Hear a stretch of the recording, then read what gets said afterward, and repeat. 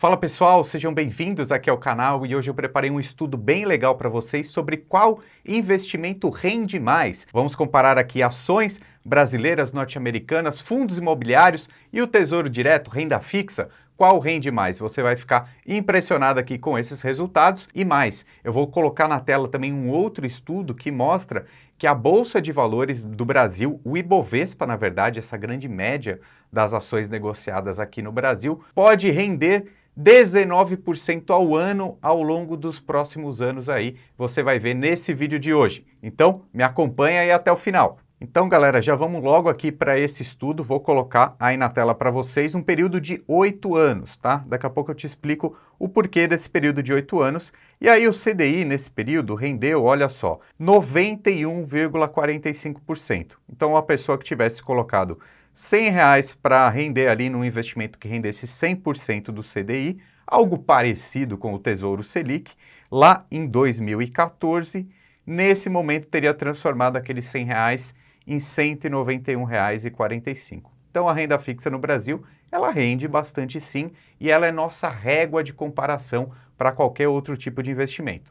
Vamos adiantar, avançar um pouquinho nesse estudo? Agora vamos colocar o Ibovespa, que é a média das ações mais negociadas na Bolsa de Valores do Brasil. Vamos ver o resultado aí. Então é essa linha verde, né? Então a gente já começa a ver que tem muito sobe e desce aqui, uma volatilidade bastante alta e uma rentabilidade total nesse período aí de 93,28%. Então aqui a gente já tem essa primeira lição, né? A Bolsa de Valores é um sobe e desce muito grande, por isso que é até melhor você comprar mais, se posicionar mais em ações em períodos que o cenário econômico esteja mais vantajoso. E é possível, inclusive, que esse momento que a gente está passando agora seja um momento de bolsa de valores barata, e eu vou usar um estudo feito principalmente por um analista norte-americano, mas que foi traduzido aqui por alguns analistas brasileiros, mostrando esse potencial do Ibovespa de 19% para cima. Mas daqui a pouco eu te mostro isso.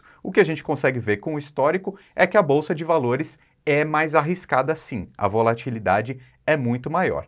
Mas e os fundos imobiliários? Quanto que renderam também nesse período? Aparecendo essa linha vermelha agora no nosso gráfico, uma rentabilidade no período de 109,6%.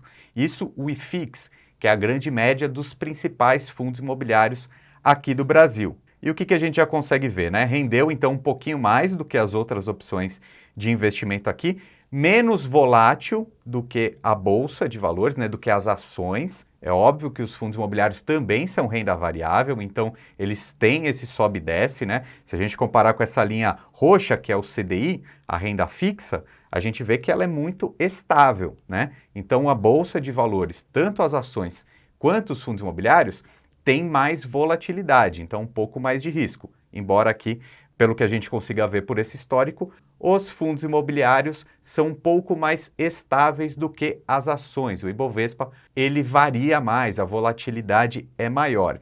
E aí, vale a gente ressaltar que você consegue investir também nesses índices, né? Então, por exemplo, se você quiser investir no índice das principais bolsas de valores do Brasil, você consegue. Dos principais fundos imobiliários, você consegue também. Ativos norte-americanos? Sim. É uma classe de investimentos extremamente positiva, principalmente para quem está iniciando, tá? Que se chamam ETFs. Mas não é só para quem está começando não, tá? Esse tipo de investimento que se chama passivo, ou seja, você coloca um dinheiro em um ativo e ele replica um índice, que é isso que eu estou te mostrando aqui, esse histórico, ele é muito positivo, assim, existem muitos estudos no mundo, em breve eu vou trazer para vocês também, mostrando até que esses investimentos passivos rendem mais do que investimentos ativos, porque concorda comigo? Você vai comprando e vendendo uma ação em vários períodos, pode ser que dê muito certo ou muito errado, né? Quando você compra um investimento passivo, você está comprando ali todo o conhecimento do mercado junto, né? É uma grande média. Então é um investimento até certo ponto mais defensivo. E aí eu vou compartilhar na tela com vocês esse guia completo de ETFs que a Levante preparou, até porque ele está mostrando vários tipos de ETFs interessantes. Todos eles negociados na Bolsa de Valores do Brasil. Então, o BOVA11 replica o índice das principais ações do Brasil, o Ibovespa, que é o que eu mostrei para você agora há pouco.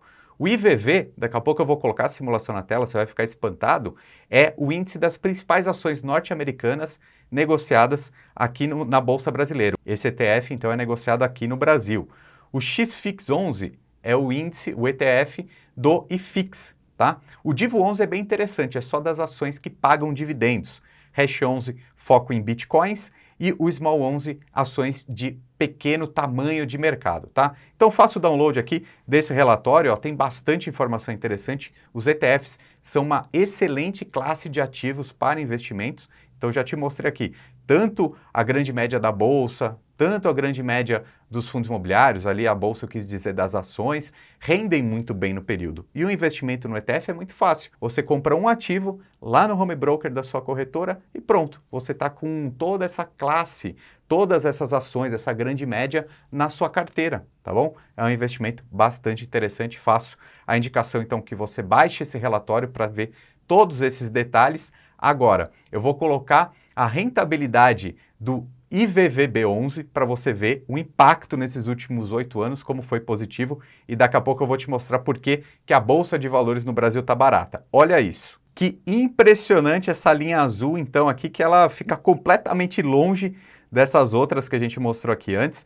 O IVVB11, então, rendeu 365% nesse período de 8 anos, muito mais que o IFIX, muito mais que o Ibovespa, muito mais que o CDI, aqui parecido com o Tesouro Selic, o Tesouro Direto, tá? E por que rendeu tanto nesse período? Porque aqui a gente está contando a variação do dólar, então tem o câmbio embutido, e está contando também as principais ações da Bolsa de Valores norte-americana. Então, não dá para fechar os olhos para o investimento nos Estados Unidos também, ok? É uma lição aqui desse nosso vídeo. E agora vamos falar um pouquinho sobre Bolsa de Valores, tanto Estados Unidos quanto Brasil? Será que está barato mesmo? Agora eu vou pegar uma análise que o Damodaran fez, um analista super famoso lá nos Estados Unidos. Ele é conhecido como o pai do valuation, ou seja, precificação de ativos. Saber se algo está barato ou caro, com algumas técnicas aí matemáticas, e ele balançou o mercado aí nesses últimos dias porque ele soltou uma tese bastante interessante que eu vou compartilhar com vocês aqui agora. O que é isso? Que, rapidamente resumindo, a Bolsa de Valores, o preço de uma ação, ela tem que refletir o lucro que aquela ação ou aquele conjunto de ações vai ter no futuro, tá bom? Então, o Damodaran, ele fez aqui algumas perspectivas, né? Então, ele usou um consenso de mercado, quanto que os analistas pretendem, eles acham que as ações lá dos Estados Unidos, as empresas vão trazer de lucro pelos próximos 5 anos, tá bom? Então, você pensa numa expectativa de quanto que uma empresa realmente vai lucrar e aí você vê qual é o preço que deveria estar essa cotação na bolsa, tá bom? Isso você consegue fazer individualmente em cada ação ou no conjunto, por exemplo, das principais 500 ações norte-americanas. E é isso que esse estudo aqui traz. E aí, resumindo basicamente, é o seguinte, se essa perspectiva de lucros que as empresas vão ter nos próximos 5 anos estiverem corretas, o que vai acontecer? As ações norte-americanas, então, estariam baratas. Por quê? Hoje, o S&P 500 está mais ou menos aí em 3.693 pontos, tá? Então, a média dessas ações norte-americanas está nesse número, 3.600 aproximadamente. Se esse lucro previsto no futuro realmente estiver, o consenso estiver certo, deveria estar em 3.900 pontos, o S&P. Daqui a pouco eu te mostro aqui o Ibovespa. Isso quer dizer basicamente que o S&P 500 estaria 3% mais barato do que ele deveria realmente estar. Isso se essa perspectiva realmente se concretizar. Mas o Damodaran também fez outros cenários. Por exemplo, pode ser que essa estimativa de lucro realmente não seja realizada, até por causa de uma recessão lá nos Estados Unidos. Nesse ponto, se essa estimativa estiver errada em 15%, ou seja, os lucros das empresas não vão ser tão altos, aí o S&P estaria caro, né? Ou seja, uma perspectiva até de queda nos próximos meses, que é esse número aqui do meio, 3.482, tá? Então, esse estudo foi replicado aqui no Brasil também. Como que se faz isso então? Até explicando esse gráfico. Risk-free rate é o quê? É a taxa livre de risco. Aqui no Brasil seria a taxa Selic. Lá nos Estados Unidos é a taxa de juros básica deles, que está em torno de 4%. Lembrando que o Brasil está bem mais alto que isso, daqui a pouco eu te mostro. E esse outro dado aqui, esse ERP, que ele marca aqui em 5% nas estimativas, é o quê? É uma taxa é um prêmio de risco. Ou seja, se você investe na bolsa, você quer ganhar mais do que na renda fixa, o ativo livre de risco. Então, historicamente, lá nos Estados Unidos pelo menos, esse prêmio de risco costuma ficar em torno de 4 ou 5%, tá bom? Então, é um modo de tentar ter uma estimativa se a bolsa está barata ou cara. Então, o que a gente consegue ver aqui, segundo esses dados, é que a bolsa lá nos Estados Unidos está mais ou menos no preço, né? Tendo uma estimativa, então, de ganho de algo em torno de 9% ao ano. E aí, pegando esse estudo aqui para o Brasil, eu consegui nesse site aqui, e aí, o Ibovespa está realmente barato? Esse estudo aqui foi feito por esses dois analistas aí que a gente está circulando na tela, e qual que é o ponto, tá? Esse mesmo estudo, então, que o da Modaran fez, eles colocaram aqui no Brasil, já pensando que nossa taxa livre de risco é 11,5%, né? Ou seja, seria uma estimativa da nossa taxa Selic, e o prêmio de risco do Ibovespa, 7,5%. Diferente lá dos Estados Unidos, que o prêmio de risco é algo em torno de 5%, aqui no Brasil, por ser uma bolsa mais arriscada, a gente precisa aumentar esse prêmio de risco. Então, a conclusão aqui desses analistas é que a média de mercado, pensando no lucro das empresas nos próximos 2 anos, é algo em torno de 16,5 bilhões, até menor que 2022. Então, estimando uma queda no lucro das empresas, nessa grande média das empresas do Brasil para o próximo ano, ainda assim, o Ibovespa deveria estar com um valor justo de 110 mil pontos. E colocando na tela quanto que está agora, ó, 106.500. Isso representa que a Bolsa de Valores está barata, tá? Usando esses dados aqui e na conclusão, esses analistas aqui, eles colocaram que um retorno médio esperado então do Ibovespa dentro dessas premissas é 19% ao ano ao longo, pelo menos, dos próximos 5 anos.